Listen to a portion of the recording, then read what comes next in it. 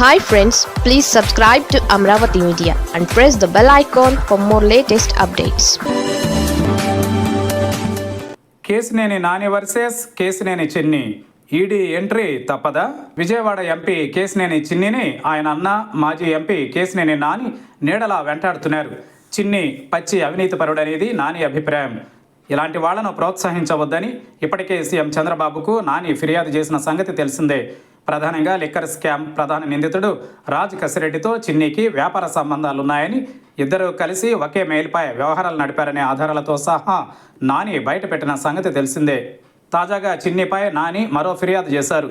ఏకంగా ఈడీకి ఫిర్యాదు చేసి చిన్ని అంతు తేల్చాలని ఈడీని నాని కోరడం తీవ్ర చర్చనీయాంశమైంది. ఈడీకి చేసిన ఫిర్యాదును సోషల్ మీడియాలో ఆయన షేర్ చేయడం గమనార్హం. ఆ ఫిర్యాదులో ఏముందో తెలుసుకుందాం. ఆంధ్రప్రదేశ్ మద్యం కుంభకోణంలో పెద్ద ఎత్తున మనీ లాండరింగ్కు సంబంధించి ఎఫ్ఐఆర్ నెంబర్ 21/2024 తేదీ 23/9/2024 కింద జరుగుతున్న విచారణకు సంబంధించి కీలక వాస్తవాలను మీ దృష్టికి తెస్తున్నానంటూ ఈడీ డైరెక్టర్ను ఉద్దేశించి ఆయన పేర్కొన్నారు. సీఎం చంద్రబాబు నాయుడు ఏర్పాటు చేసిన స్పెషల్ ఇన్వెస్టిగేషన్ టీంపై తనకు నమ్మకం లేదని విజయవాడ ఎంపీ కేసినేని శివనాథ్ అధికారికంగా సిబిఐ విచారణకు అభ్యర్థించడం ఆందోళన కలిగిస్తోందని నాని తెలిపారు.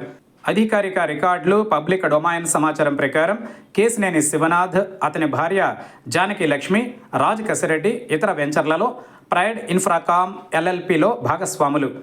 Prevention of money laundering act 2002ని ఉల్లంఘించి ఆదాయ లావాదేవీలకు ఈ సంస్థలు ఉపయోగించి ఉండొచ్చని ఈడీకి ఫిర్యాదు చేశారు.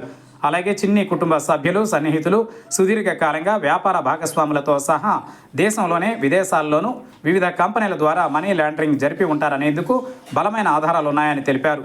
ఈ సందర్భంగా కేసినేని చిన్ని భార్య జానకి లక్ష్మి, కుమారుడు వెంకట చౌదరి, మధుబాబు కందిమళ్ళ, సురేష్ పీటి, రామ్ వెనిగళ్ల, చక్రవర్తి కడియాల, వంశీ కడియాల, కుమార్ అడుసుమిల్లి, రాజేష్ పోసం, మోహన్ రావు బొల్లినేని, వెంకటకృష్ణ కిషోర్ తాళ్లూరి, నాగేశ్వరరావు గాలిపై విచారణ జరపాలని ఆయన ఈడీని అభ్యర్థించారు. ఈ పేర్కొన్న వ్యక్తులలో కొందరిపై 2,000 కోట్ల చైన్ లింక్ స్కామ్పై హైదరాబాద్ సెంట్రల్ క్రైమ్ స్టేషన్లో కేసు నమోదైందని ఈడీ దృష్టికి నాని తీసుకువెళ్లారు. ప్రస్తుతం ఈ కేసు విచారణలో ఉందని పేర్కొన్నారు.